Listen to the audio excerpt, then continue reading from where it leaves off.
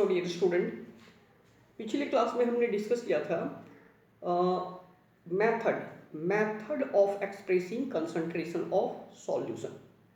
Solution की concentration को व्यक्त करने का विभिन्न तरीका, ठीक है, जिसमें से हमने डिस्कस किया था मास परसेंटेज। मास परसेंटेज क्या होता है? मास of solute divided by mass of solution. Please pay attention, solution में सॉल्वेंट सॉल्यूट दोनों आएगा। मास of solution means mass of solute plus mass of solvent, ठीक है। और इस क्वांटिटी को, इस रेशियो को डिवाइड करते हैं हम लोग 100 से, तो then we get the mass percentage of resulting solution. तो मास परसेंट की कंसेप्ट को और ज़्यादा क्लियर करने के लिए चलिए एक न्यूमेरिकल हम लोग सॉल्व करते हैं, which is from NCERT book.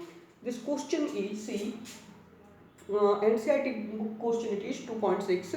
What is the question? See a solution is obtained. एक सॉल्यूशन बनाया गया है, प्राप्त किया गया है। सॉल्यूशन को कैसे? By mixing 300 gram of 25% and 400 gram of 40% solution. एक सॉल्यूशन बनाया गया है, दो अलग अलग कंसंट्रेशन वाले सॉल्यूशन को मिक्स करके एक सॉल्यूशन बनाया गया है, ठीक है। ये जो दो सॉल्यूशन है, ये है एक 25%, इसका कंसंट्रेशन है 25% और उसका मास है 300 ग्राम, 300 ग्राम का ये सॉल्यूशन है। दूसरा जो सॉल्यूशन है वो है 40%, इसका कंसंट्रेशन है 40% और मास है कितना? 400 ग्राम। अब इन दोनों डिफरेंट कंसंट्रेशन वाले सॉल्यूशन को हम लोग एक तीसरे बर्तन में मिला रहे हैं और एक रिजल्टिंग सॉल्यूशन प्रिपेयर करेंगे, ठीक है। तो रिजल्टिंग सॉल्यूशन में इस सॉल्यूशन का मास कितना होगा? इससे कितना ग्राम जाएगा? 300 ग्राम। इससे जाएगा आपका 400 ग्राम ना। तो total mass of this resulting solution will be 700 gram. we have to calculate what will be the mass percentage of this resulting solution। इस रिजल्टिंग सॉल्यूशन का मास परसेंटेज क्या होगा, ये हम लोगों को निकालना है, ठीक है। क्वेश्चन क्लियर है? अब हम लोग इसको सॉल्व करेंगे, ठीक है। तो मास परसेंटेज के लिए हमको ये पता होना चाहिए कि सॉल्यूशन में मास ऑफ सॉल्यूशन को पता है, ठीक है। मास ऑफ सॉल्यूशन है 700। अब हमें निकालना है मास ऑफ सॉल्यूट। इसमें मास ऑफ सॉल्यूट कितना आएगा इन दोनों से, ठीक है। बिफोर प्रोसीडिंग फर्दर मैं आपको एक सिंपल सा ये बता दूं कि 25% सॉल्यूशन का मतलब क्या होता है। इन सिंपल लैंग्वेज, अगर 25% सॉल्यूशन कहा जाए, इसका ये मतलब है कि इस सॉल्यूशन का अगर 100 ग्राम 100 ग्राम आप लेते हो तो उसमें सॉल्यूट की मात्रा होगी 25 ग्राम, 25 ग्राम। तो 25% solution, 25% solution means 100 gram of this solution will contain 25 gram of solute. Clear?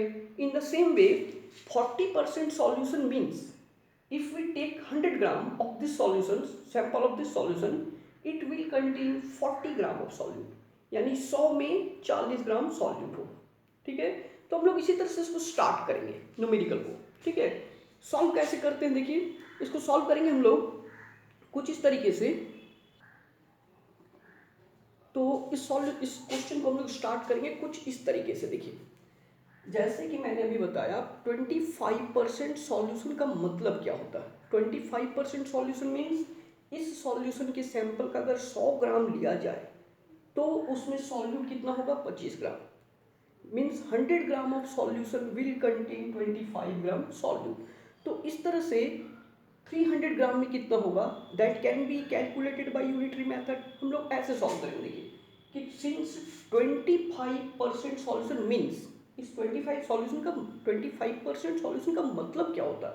तो it means 100 gram of solution. इस सॉल्यूशन का अगर हम लोग 100 ग्राम लें, कंटेन 25 ग्राम सॉल्यूशन, तो उसमें 25 ग्राम 25 ग्राम सॉल्यूट होगा। तो therefore 1 gram of solution will contain how much? 25 by 100 gram of solute. But हम लोग लिए कितना यहाँ पर? 300। तो therefore 300 gram of solution will contain 25 by 100 into 300। ये 100 300 हम लोग अगर इसको काटते हैं तो 100 3 जा 300, सो 25 इंटू 3 मीन्स 75 ग्राम।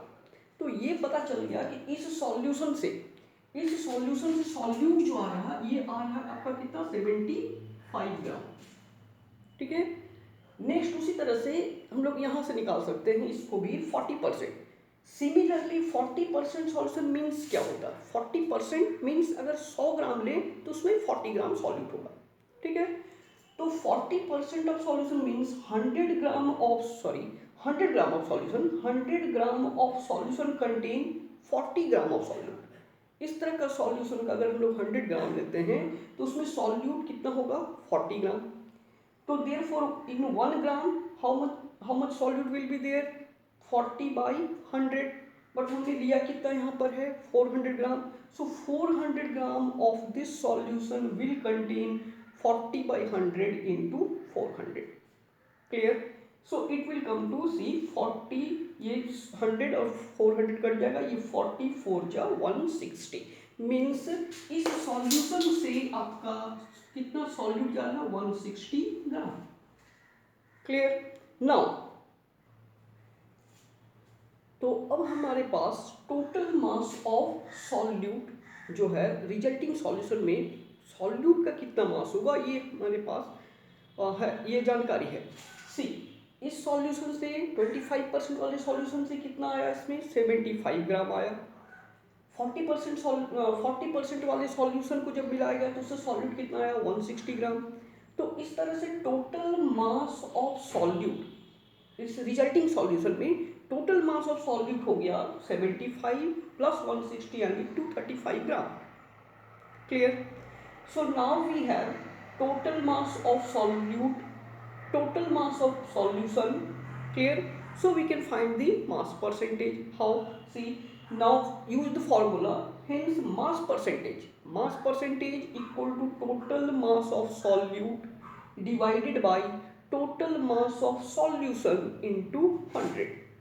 ठीक है, टोटल मास ऑफ सॉल्यूट जो था इस रिजल्टिंग सॉल्यूशन में वो है 235। So 235 gram. Total mass of solution इन दोनों को मिलाने से 300 ग्राम और 400 ग्राम, इन दोनों को मिलाने से रिजल्टिंग सॉल्यूशन का टोटल मास हो गया 700 ग्राम। सो 235 बाई 700 इंटू 100। ठीक है, cancel out this 0 0, so it will be 235 by 7 on dividing it will come to 33.5%। तो इस तरह से इस रिजल्टिंग सॉल्यूशन का जो कंसंट्रेशन है that is 33.5%। Clear? So this question is from which topic? Mass percentage. Clear?